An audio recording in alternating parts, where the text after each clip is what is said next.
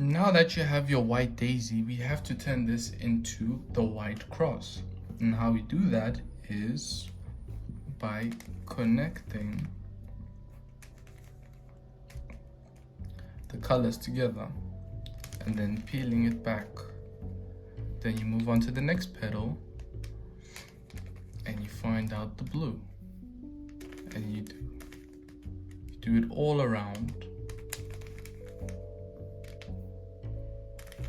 and you flip. So now that you know, oh, we're building the white cross. There's one more left. Turn that, and there you go. That's the white cross. On to the next, finishing the white layers.